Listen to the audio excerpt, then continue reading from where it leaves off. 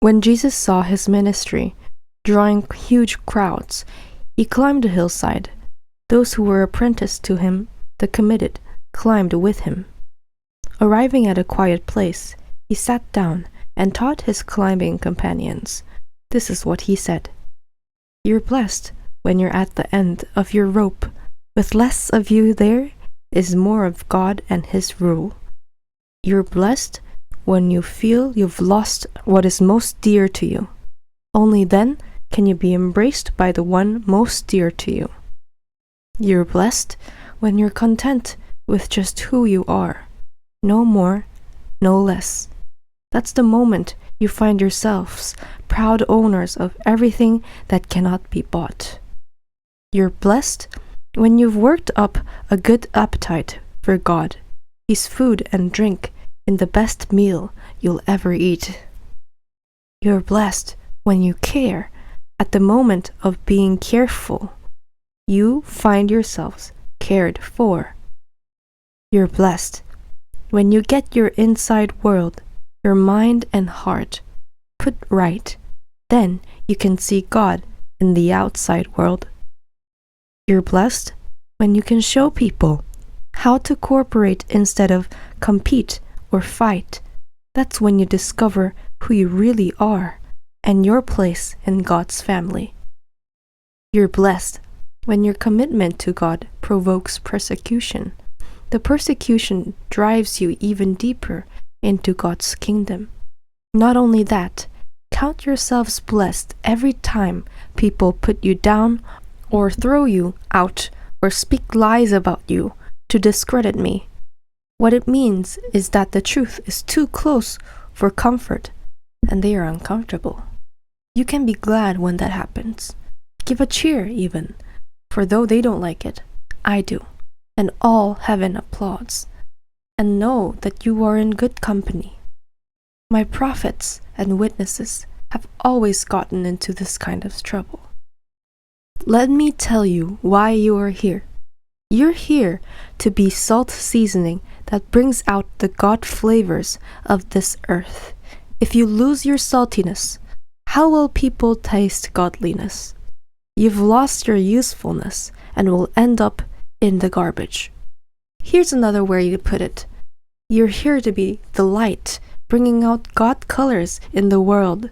He is not a secret to be kept.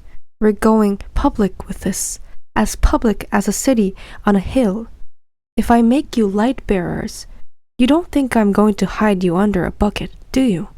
I'm putting you on a light stand. Now that I've put you there on a hilltop, on a light stand, shine. Keep open house. Be generous with your lives.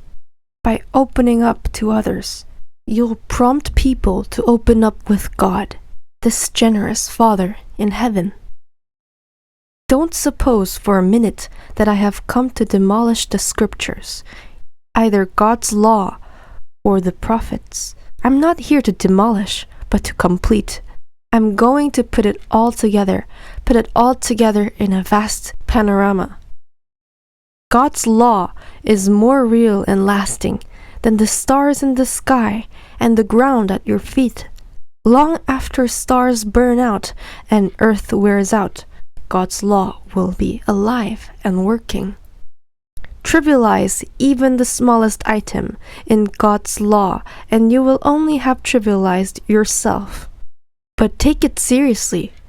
Show the way for others and you will find honor in the kingdom. Unless you do far better than the Pharisees in the matters of right living, you won't know the first thing about entering the kingdom. You're familiar with the command to the ancients, do not murder. I'm telling you that anyone who is so much as angry with a brother or sister is guilty of murder. Carelessly call a brother idiot, and you just might find yourself hauled into court. Thoughtlessly yell stupid at a sister and you're on the brink of hellfire. The simple moral fact is that words kill. This is how I want you to conduct yourself in these matters. If you enter your place of worship and about to make an offering, You suddenly remember a grudge a friend has against you. Abandon your offering. Leave immediately. Go to this friend and make things right. Then and only then come back and work things out with God. Or say you're out on the street and an old enemy accosts you. Don't lose a minute. Make the first move. Make things right with him.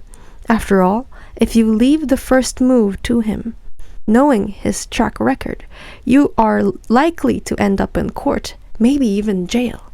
If that happens, you won't get out without a stiff fine. You know the next commandment pretty well, too. Don't go to bed with another spouse. But don't think you've preserved your virtue simply by staying out of bed. Your heart can be corrupted by lust even quicker than your body. Those ogling looks you think nobody notices, they also corrupt. Let's not pretend this is easier than it really is. If you want to live a morally pure life, here's what you have to do. You have to blind your right eye the moment you catch it in a lustful leer. You have to choose to live one-eyed or else be dumped on a moral trash pile. And if you have to chop off your right hand the moment you noticed it raised threateningly, better a bloody stump than your entire being discarded for good in the dump. Remember the scripture that says, "Whoever divorces his wife, let him do it legally." Giving her divorce papers and her legal rights? Too many of you are using that as a cover for selfishness and whim, pretending to be righteous just because you're legal. Please, no more pretending. If you divorce your wife, you're responsible for making her an adulteress, unless she has already made herself that, by sexual promiscuity. And if you marry such a divorced adulteress, you're automatically an adulterer yourself. You can't use legal cover to mask a moral failure. And don't say anything you don't mean. This counsel is embedded deep in our traditions. You only make things worse when you lay down a smokescreen of pious talk, saying, "I'll pray for you," and never doing it, or saying, "God be with you," and not meaning it. You don't make your words true by embellishing them with righteous lace. In making your speech sound more religious, it becomes less true. Just say yes and no. When you manipulate words to get your own way, you go wrong. Here's another old saying that deserves a second look. Eye for eye, tooth for tooth. Is that going to get us anywhere? Here's what I propose. Don't hit back at all. If someone strikes you, stand there and take it. If someone drags you into court and sues for the shirt of your back, gift wrap your best coat and make a present of it. And if someone takes unfair advantage of you, use the occasion to practice the servant life. No more tit-for-tat stuff. Live generously. You're familiar with the old written law, love your friend, and its unwritten companion, hate your enemy. I'm challenging that. I'm telling you to love your enemies. Let them bring out the best in you, not the worst. When someone gives you a hard time, respond with the supple moves of prayer. For then, you are working out of your true selves, your God-created selves. This is what God does. He gives His best, the sun to warm, and the rain to nourish, to everyone, regardless, the good and bad, the nice and nasty. If all of you do is love the lovable, do you expect a bonus? Anybody can do that. If you simply say hello to those who greet you, any run-of-the-mill sinner does that. In a word, what I'm saying is, grow up. You're kingdom subjects. Now, live like it. Live out your God-created identity. Live generously and graciously toward others, the way God lives toward you.